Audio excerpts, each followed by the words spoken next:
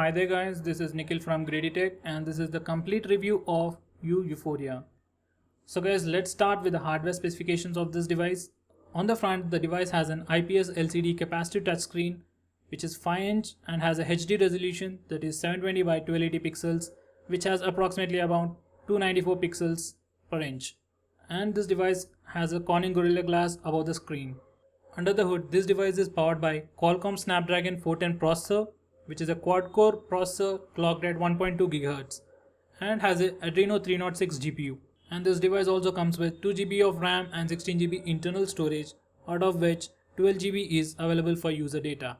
So this is the hardware description guys, and coming to the software side, this device is running CyanogenMod 12, which is the latest version of Lollipop, and as it is officially supported by Cyanogen, we can definitely expect at least 1 to 2 updates from it. That is, you will definitely get the Android M update as well as the next version, which might be N or whatever it may be.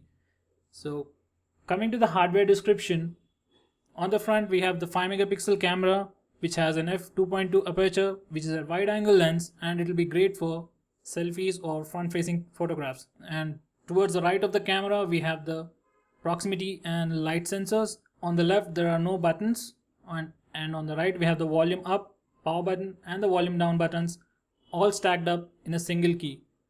Though the design is pretty new, it is a little awkward because we are really used to design patterns which are different from this.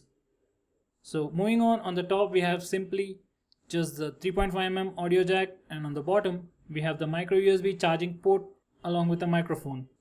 And all the edges of the phone are surrounded by this metal, which gives the device a really premium feel.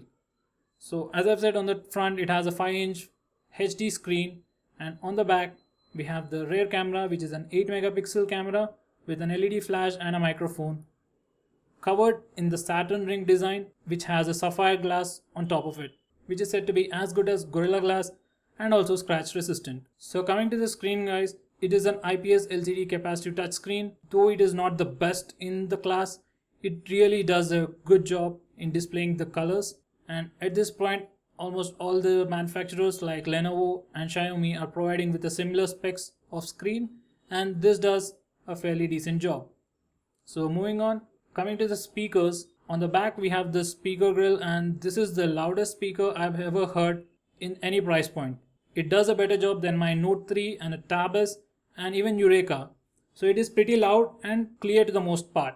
I would definitely say it is loud and clear and very good. Coming to the rear camera guys, this is an 8 megapixel camera and it does a pretty decent job. Next, coming to the front facing camera, it's a 5 megapixel camera with f2.2 aperture, which is a wide angle lens, so you get really wide shots. The front camera is really great for selfies and the quality is really good.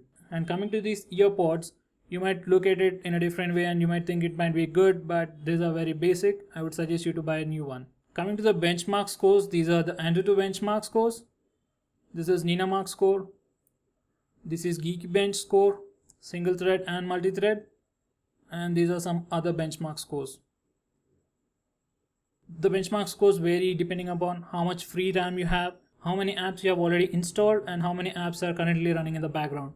So if you simply run the benchmark scores right out of the box, you might get higher scores, and after 2 to 3 days of usage you might get a little lower scores. This device performs similar to that of Lenovo A6000 Plus and the Redmi 2, but as this is running the 64-bit operating system, it performs a little better than the Lenovo A6000. So guys, on the whole, this device is really a beauty.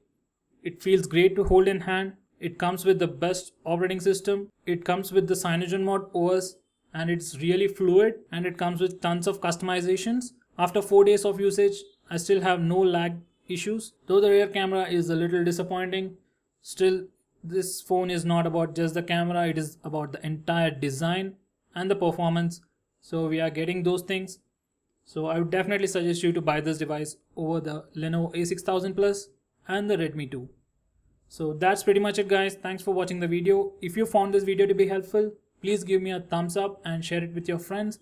And please subscribe to my channel to see more videos just like this.